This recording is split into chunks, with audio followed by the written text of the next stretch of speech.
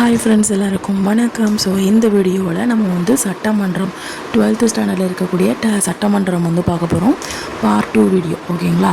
So நாடாளுமன்றம் எடுத்துக்கிட்டிங்க அப்படின்னா 2 வகையான முன்வரைவு இருக்கும். ஒன்று வந்து நீதி முன்வரைவு, இன்னொன்று நீதிசாரா முன்வரைவு. இந்த நீதிசாரா முன்வரைவு அப்படிங்கிறத சாதாரண முன்வரைவுன்னு சொல்லுவாங்க, இல்லை பொதுவான முன்வரைவுன்னு சொல்லுவாங்க. இப்போ ஒரு முன்வரைவு நம்ம எடுக்கிறோம் அப்படின்னா ஏதாவது ஒரு சட்டத்தை நம்ம கொண்டு வரதுக்கு ஒரு முன்வரைவுன்னு சொல்லுவாங்க, ஓகேங்களா?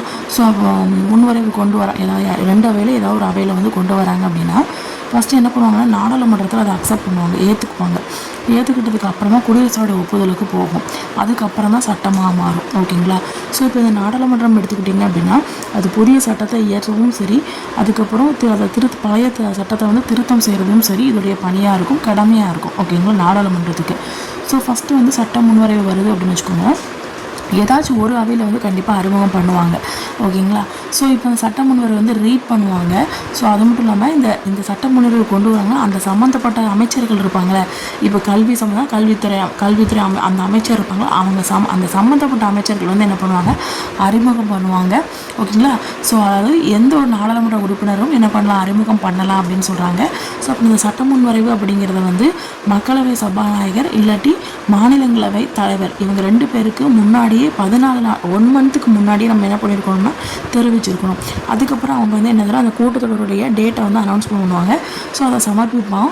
அதுக்கப்புறம் அதை வந்து அந்த இந்திய அரசிதழில் வந்து பிரசுரிக்கப்படும் சொல்கிறாங்க. ஸோ அதுக்கு முன்னாடி என்ன ப்ராசஸ் நடக்குமோ அதை ரீட் பண்ணுவாங்க சபாநாயகரோ இல்லை அவைத்தலைவரோ. ரீட் பண்ணதுக்கப்புறமா அதை என்ன பண்ணுவாங்க அப்படின்னா அரசிதழில் என்ன பண்ணுவாங்க, வெளியிடுவாங்க. ஸோ அதுக்கப்புறமா என்ன பண்ணுவாங்க, அந்த ரீட் பண்ணதுக்கப்புறமா ஒரு 2 days வந்து கேப் விடுவாங்க. கேப் விட்டதுக்கப்புறமா மறுபடியும் என்ன பண்ணுவாங்கன்னா செகண்டாக ரீட் பண்ணுவாங்க. ஸோ அதுக்கப்புறம் என்னென்ன ப்ராசஸ்லாம் நடக்கும் அப்படின்னா, ஒன்று அது மன்றத்தோடைய பரிசீலனைக்கு போகும், இல்லை அப்படின்னா நாடாளுமன்ற தேர்வுக்குழுக்கு அனுப்புவாங்க, இல்லை அப்படின்னா ஈரவை இணைந்த அந்த தேர்வுக்குழுக்கு அதுக்கு அனுப்புவாங்க. அப்படி இல்லை அப்படின்னா மக்கள் இது எதுவுமே செட் ஆகலை அப்படின்னா மக்களுடைய அந்த கருத்துக்காக என்ன பண்ணுவாங்க, சுற்றறிக்கையை வந்து அனுப்புவாங்க. ஸோ ஃபைனலாக என்ன அர்த்தம் அப்படின்னா, நேரடியாக ஒரு விஷயத்தை சட்ட முன்வரைவுன்னு சொன்னால் டேரெக்டாக வந்து சட்டமும் ஆகாது, ஓகேங்களா? ஸோ நேரடியாக எடுத்துகிட்டு போகிறது கொஞ்சம் அரிதான விஷயம் தான் அப்படின்னு சொல்லி இதில் சொல்லியிருக்காங்க. ஃபஸ்ட்டு முதல் வாசிப்பு நடக்கும், 2வது வாசிப்பு நடக்கும், குழு நிலை இருக்கும், ஸோ அறிக்கை நிலை இருக்கும், 3rd வாசிப்பு நடக்கும், ஓகேங்களா? ஸோ இப்போ இந்த மாநில அரசிதழ்கள்னு சொல்கிறாங்க, வெளியிடுறாங்கல்ல. ஸோ வெளியிட சொல்லி யார் சொல்லுவாங்க அப்படின்னா அந்த மாநில அரசுகளை வந்து என்ன பண்ணுவாங்க, சொல்லுவாங்க. மாநில அரசுகளை பார்த்து நீங்கள் வந்து இவ்வாறு மாநில அரசுகளை இந்த சட்ட முன்வரைவை பற்றி வெளியிடுங்க அப்படின்னு சொல்லுவாங்க. ஸோ குழு நிலைன்னு சொல்கிறாங்க. ஸோ இதில் வந்து பார்த்திங்கன்னா முன்வரைவு தேர்வு குழுவுக்கு வந்து என்ன பண்ணுவாங்க, பரிந்துரை செய்வாங்க. அதாவது சபாநாயகர், அதுக்கப்புறம் அவைத்தலைவர், இவர் வந்து என்ன பண்ணுவாங்க, அந்த உறுப்பினரை வந்து அந்த குழு நிலைன்னு சொல்கிறாங்க, அதோட உறுப்பினரை வந்து என்ன பண்ணுவார், உறுப்பினருடைய அந்த தலைவரை வந்து நியமிப்பார், ஓகேங்களா? ஸோ வந்து பரிசீலனை செஞ்சு அறிக்கை சமர்ப்பிக்கிறதுக்கு. ஸோ அதுக்கப்புறம் நடந்ததுன்னா அறிக்கை நிலைன்னு சொல்கிறாங்க. இது வந்து ஒரு முக்கியமான நிலை அப்படிங்கிறாங்க. ஸோ இதில் வந்து என்ன உட்கூறு அப்படின்னா விவாதம் பண்ணுவாங்க. எல்லா டீமும் சேர்ந்து என்ன பண்ணுவாங்க, விவாதம் பண்ணுவாங்க, அவங்களுடைய கோரிக்கையை வந்து சொல்லுவாங்க. ஸோ அதுக்கப்புறம் இந்த அறிக்கை வந்து என்ன பண்ணுது அப்படின்னா முன்வரைவுக்கு வரும். அப்போ தான் வந்து அசல் முன்வரைவுக்கு வரும். ஸோ அதுக்கப்புறம் அந்த தேர்வு கமிட்டி அறிக்கையுடன் இணைஞ்சு என்ன பண்ணுவோம் அப்படின்னா சுற்றறிக்கை மறுபடியும் விடுவாங்க. ஸோ ஃபைனலாக இந்த அறிக்கை நிலைங்கிறது வந்து ஒரு இறுதி வடிவம்னு சொல்கிறாங்க. ஸோ அகைன் 3rd வாசிப்பு நடக்குது. ஸோ 3rd வாசிப்பு நடந்ததுக்கப்புறம் நாடாளுமன்றத்திற்கு ஒப்புதலுக்கு போகுது. ஸோ அதுக்கப்புறம் குடியரசுகிட்ட போய் அவங்களுக்கு வந்து சட்டமாகுது, ஓகேங்களா? ஸோ அதுக்கப்புறம் பார்த்திங்கன்னா தனிநபர் சட்ட முன்வரைவு. இதில் வந்து பார்த்திங்கன்னா அமைச்சர் அல்லாதவர் வந்து என்ன பண்ணலாம், தாக்கல் பண்ணலாம் அப்படின்னு சொல்கிறாங்க. ஸோ இப்போ வந்து எந்த ஒரு ஆளுங்கட்சினாலும் சரி எதிர்கட்சினாலும் சரி சட்ட முன்வரைவை கொண்டு வரலாம், ஓகேங்களா? ஸோ அப்படி தனிநபர் சட்ட முன்வரைவு கொண்டு வந்தால் ஒரு வாரத்துக்கு விட்டு ஒரு வாரம் வந்து அதாவது ஃப்ரைடே வந்து 2 to 6 மணி வரை இந்த இதை பற்றிய விவாதம் வந்து நடக்கும். ஸோ 1 மந்த்துக்கு முன்னாடி என்ன பண்ணுவாங்க, அறிவிப்பை தெரிவிப்பாங்க.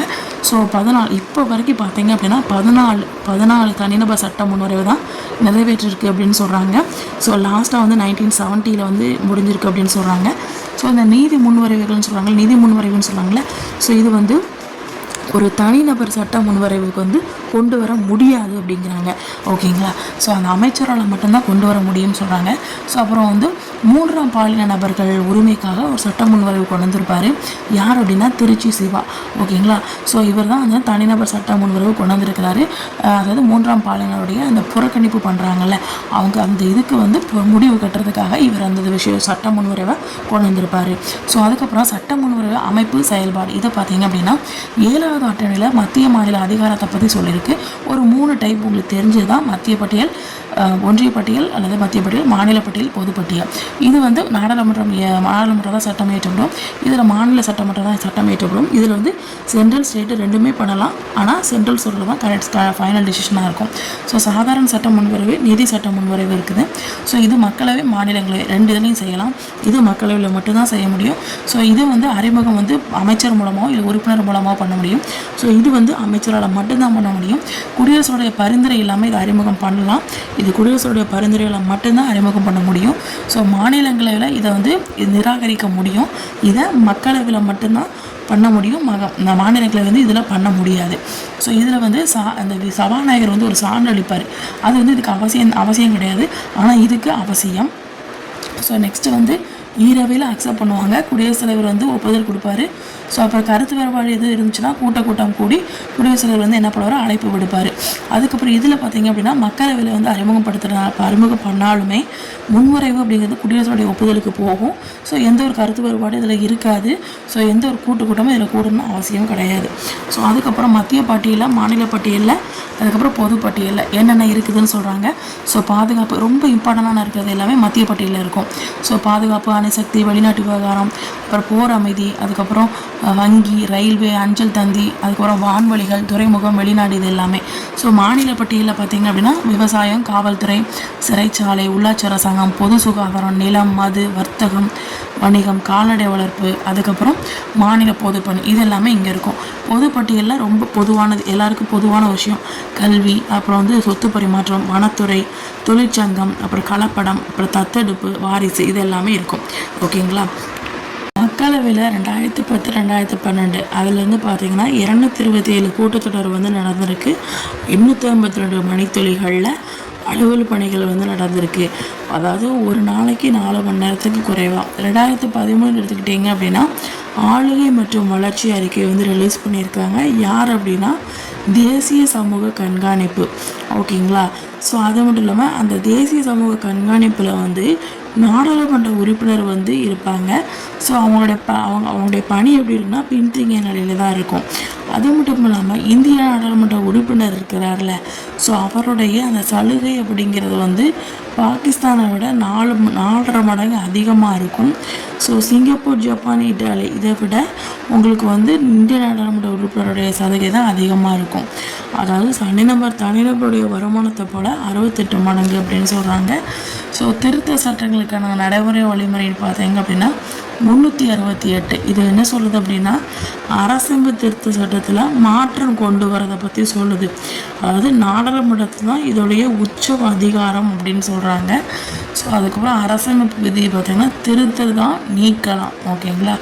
ஸோ ஈரவையிலையும் என்ன பண்ணுவாங்க, அந்த முன்வரைவை சமர்ப்பிப்பாங்க. ஸோ ஒவ்வொரு அவையிலும் 50% அதிகமாக ஆதரவு கொடுக்கணும். அதாவது 2 பங்கு குறைஞ்ச பெரும்பான்மை வந்து ஆதரவு கொடுத்தா தான் குடியரசுடைய ஒப்புதலுக்கு எடுத்துக்கொள்ளப்படும். ஸோ அதுக்கப்புறம் முன்வரைவு அப்படிங்கிறது வந்து ஒவ்வொரு அவையிலும் வந்து சிறப்பு பெரும்பான்மை பெற்று 50%க்கு அதிகமாக என்ன பண்ணுவாங்க, நிறைவேற்றுவாங்க. ஸோ குடியரசுத் தலைவர் வந்து அந்த முன்வரைவு வந்து வருதில் அவருடைய ஒப்புதலுக்காக மறுபடியும் அதை ஒப்புதல் அளிக்காமோ இல்லை மறுபரிசீலனை செய்யாமோ நாடாளுமன்றத்துக்கு திருப்பி அனுப்ப முடியாது. ஓகேங்களா? ஸோ குடியரசோட வந்து ஒப்புதலுக்கு அப்புறம் தான் என்னாகுது, சட்டம் ஆகுது. ஸோ திருத்தப்பட்ட சட்ட வகையை சொல்கிறாங்க. ஸோ தனிப்பெரும்பான்மை, அப்புறம் சிறப்பு பெரும்பான்மை, அப்புறம் வந்து சிறப்பு மற்றும் சரிபாதி மாநில சட்டமன்றங்களுக்கான ஏற்புறுதி செய்யப்படுவது, இது எல்லாமே இருக்குது. ஓகேங்களா? ஸோ இதில் ஒவ்வொருத்துக்கும் தனித்தனியாக பாயிண்ட் கொடுத்துருக்காங்க. ஸோ தனிப்பெரும்பான்மை பார்த்தீங்க அப்படின்னா 368 அது சொல்லுது. அது என்ன சொல்லுது அப்படின்னா நாடாளுமன்றத்தில் அவையிலையும் சரி தனிப்பெரும்பான்மை மூலமாக திருத்தப்படுதாங்க, அந்த சட்டத்தை வந்து திருத்துறாங்கன்னு சொல்கிறாங்க. ஸோ மாநில எல்லையை வந்து மாற்றி அமைக்கலாம். அதுக்கப்புறம் அந்த மாநிலடைய மேலவை வந்து உருவாக்கலாம், இல்லைன்னு நீக்கலாம். அப்புறம் குடியரசுத் தலைவர், ஆளுநர், சபாநாயகர், நீதிபதி இவங்களுடைய அந்த ஊதியம், படி இதெல்லாம் இருக்குல்ல, சலுகை, இது எல்லாத்தையும் நிர்ணயிக்கலாம். ஸோ அது மட்டும் இல்லாமல் அமர்வுகள் வந்து அந்த அமர்வுகள் வந்து எத்தனை உறுப்பினர்கள் வந்து குறைந்தபட்சமாக இருக்கணும் அப்படிங்கிறத நிர்ணயம் பண்ணலாம். ஸோ நாடாளுமன்றத்துடைய ஊதியம் படி இதெல்லாத்தையும் இது பண்ணலாம். ஸோ இப்போ குழு உறுப்பினருடைய அந்த நாடாளுமன்ற குழு உறுப்பினர்கள் அவங்களுக்கு சிறப்பு உரிமை வந்து கொடுத்துருக்குறாங்க. ஸோ அப்போ நீதிபதியுடைய எண்ணிக்கையை வந்து முடிவு செய்கிறது அதுதான் அவங்களுடைய தனிப்பெரும்பான்மைன்னு சொல்கிறாங்க. ஸோ அதுக்கப்புறம் உச்ச நீதிமன்றத்துடைய அதிகாரம் வந்து இது கொடுத்துருக்குறாங்க. ஸோ அலுவலாட்சி மொழியில் அதை வந்து பயன்படுத்துகிறாங்க. ஸோ குடியுரிமை அப்படிங்கிறது வந்து அளிக்கிறது, ரத்து செய்யுது, எல்லாமே அந்த தனிப்பெரும்பான்மையில் வரும். அதுக்கப்புறம் நாடாளுமன்ற சட்டமன்ற எலெக்ஷன்லேயும் அப்படி தான். ஸோ தொகுதி எல்லையை வரையறை செய்கிறாங்க. ஒன்றிய ஆலைக்கு உட்பட்ட பகுதி, அதுக்கப்புறம் 5வது அட்டவணையில் வந்து பட்டியலின பழங்குடியினர் இவங்களுடைய அந்த பகுதிகளை நிர்வகிக்கிறதும், 6வது அட்டவணையில் பழங்குடி பகுதிகளை நிர்வகிக்கிறதும் பற்றி தனிப்பெரும்பான்மையில் சொல்லியிருக்காங்க. ஸோ அப்புறம் சிறப்பு பெரும்பான்மை பார்த்தீங்க அப்படின்னா நாடாளுமன்றத்தில் சிறப்பு பெரும்பான்மை அப்படிங்கிறது வந்து ஒவ்வொரு அவையிலையும் டோட்டல் உறுப்பினர்களில் 50% அதிகமாக, அதாவது வந்து 3/2 பங்கு வாக்களித்த உறுப்பினர்கள் வந்து குறைந்தபட்சம் 3/2 பங்கு இருக்கணும்னு சொல்கிறாங்க. ஸோ 3rd பாயிண்ட் வந்து நாடாளுமன்ற சிறப்பு பெரும்பான்மை மூலம் திருத்தம் செய்தல், அப்புறம் மாநிலங்களுடைய ஒப்புதல். இது பார்த்திங்க அப்படின்னா அந்த மாநிலங்களவையில் வந்து பாதிக்கு மேற்பட, அதாவது 50%க்கு மேலே வந்து என்ன பண்ணியிருக்கணும் அப்படின்னா சாதாரண பெரும்பான்மையுடன் ஒப்புதல் அளிச்சிருக்கணும்னு சொல்கிறாங்க. ஸோ குடியரசுடைய எலெக்ஷன், அதுக்கப்புறம் சென்ட்ரலுக்கும் ஸ்டேட்டுக்கும் இந்த சட்டமேற்றும் அதிகாரத்தை வந்து ஷேர் பண்ணுறது, ஸோ அப்போ நிர்வாக அதிகாரத்துடைய விரிவாக்கம், அப்புறம் உச்ச உயர்நீதிமன்றங்கள், அதுக்கப்புறம் நாடாளுமன்றத்துடைய மாநிலங்களுடைய பிரதிநிதித்துவம். ஸோ 368 அரசம் பேர் என்ன சொல்லுது அப்படின்னா அந்த திருத்தி அமைக்க அதிகாரத்தை சொல்லுது. ஸோ இது எல்லாமே இந்த சிறப்பு பெரும்பான்மை மூலமாக அடங்கும் அப்படின்னு சொல்கிறாங்க.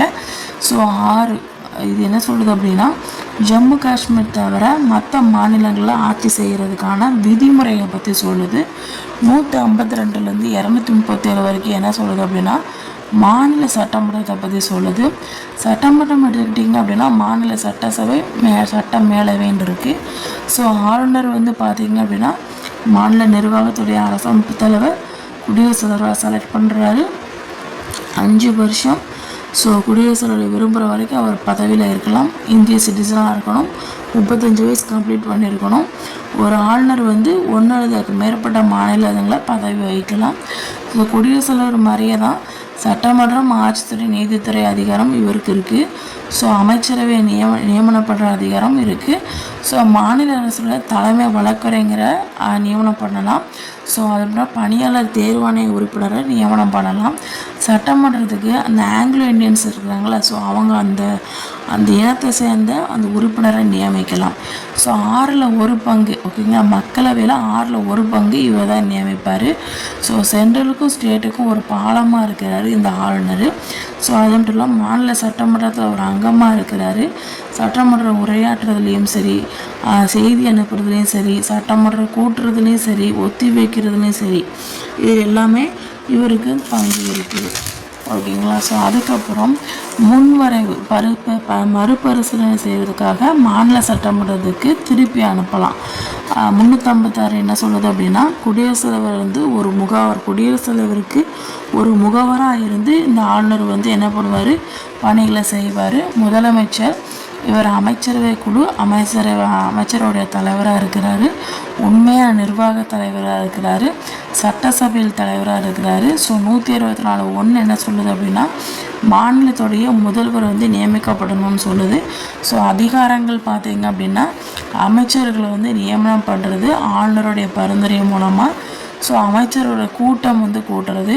ஸோ இது வந்து தலைமை, அதுக்கப்புறம் கொள்கை முடிவுகள் எல்லாத்தையும் எடுக்கிறது, இதெல்லாமே முதலமைச்சருடைய பணி. அப்புறம் அமைச்சருக்கும் ஆளுநருக்கும் ஒரு இணைப்பு பலமாக இருக்கிறாரு. ஸோ எல்லா முடிவுகளும், அதாவது அமைச்சர்களுடைய எல்லா முடிவுகளத்தையும் சிஎம் வழியாக ஆளுநர்கிட்ட வந்து சொல்லுவார். ஸோ அதுக்கப்புறம் நியமனம் பார்த்து பார்த்தீங்க அப்படின்னா இவருடைய பெயரால், ஆளுநரோட பெயரால் தான் எல்லா நியமனமும் எல்லாம் இருந்தாலுமே பின்னாடி இருக்கிற பணிகள் எல்லாத்தையும் யார் செய்வா அப்படின்னா உங்களுக்கு முதலமைச்சர் தான் செய்வார். ஸோ மாநில அமைச்சர் குழு பார்த்தீங்க அப்படின்னா 163(1) இது என்ன சொல்லுது அப்படின்னா ஆளுநருக்கு வந்து ஹெல்ப் பண்ணுறதுக்கு ஓகேங்களா, ஆலோசனை வழங்குறதுக்கு சிஎம் வந்து சிஎம்முக்கு வந்து சிஎம்மோட தலைமையில் ஒரு அமைச்சர் குழு இருக்குது அப்படின்னு சொல்கிறாங்க. ஸோ மாநில அமைச்சர் பார்த்திங்க அப்படின்னா அந்த ஆளுநர் விருப்பம் இருக்கிற வரைக்கும் அவர் பதவியில் வந்து இருக்கலாம். சபாநாயகர் இவர் வந்து சட்டமன்ற உறுப்பினர்களாக சபாநாயகர் வந்து செலக்ட் பண்ணுறாரு. ஸோ நெக்ஸ்ட்டு சபாநாயகரை செலக்ட் பண்ணுறாங்க. ஸோ உறுப்பினர்களை கேள்வி கேட்க அனுமதிக்கிறாரு. ஸோ நிதிநிலை அறிக்கை அப்புறம் நிதி ஒதுக்கீடு இதில் ஏதாவது பேசுகிறதுக்கான அனுமதி செய்கிறாரு. ஸோ சபாநாயகரோட வாக்கு வந்து ரொம்ப முக்கியம். ஸோ இவர் சபாநாயகர் இல்லை அப்படின்னா துணை சபாநாயகர் வருவார். ஸோ நாடாளுமன்ற குழு 2ஆக பிரியுது. ஒன்று நிலைக்குழு, இன்னொன்று தற்காலிக குழு. பெர்மனண்ட், அதுக்கு வந்து நாட் பெர்மனண்ட்டு. ஸோ நிலைக்குழு பார்த்திங்கன்னா 6 டைப்பு, தற்காலிக குழு பார்த்திங்க அப்படின்னா உங்களுக்கு 2 டைப்பு. ஸோ நிதிக்குழு, துறைசார் நிலைக்குழு, விசாரணை குழு, கண்காணிப்பு கட்டுப்பாட்டு குழு, ஸோ அவையின் தினசரி அளவுக்கான குழு, ஸோ அப்புறம் சேவை குழு, இது எல்லாமே நிலைக்குழுவில் அடங்கும். ஸோ தற்காலிக குழுன்னு பார்த்தீங்க அப்படின்னா மதிப்பீட்டு குழு, பொது கணக்கு குழு, இதெல்லாமே அடங்கும். ஸோ மற்ற இதெல்லாமே வளவலன்னு இதில் டீட்டெயிலாக கொடுத்துருப்பாங்க. பட் அது அந்தளவுக்கு இம்பார்ட்டன்ட் இல்லை. உங்களுக்கு வேணும் அப்படின்னா ரீட் பண்ணிக்கோங்க, ஓகேங்களா. ஸோ இதுதான் 12th ஸ்டாண்டர்ட் சட்டமன்றத்தில் இது பார்ட் 2 வீடியோ. ஸோ பார்ட் 1 பார்த்துட்டு பார்ட் 2 வீடியோ வந்து கம்ப்ளீட் பண்ணிடுங்க, ஓகேங்களா.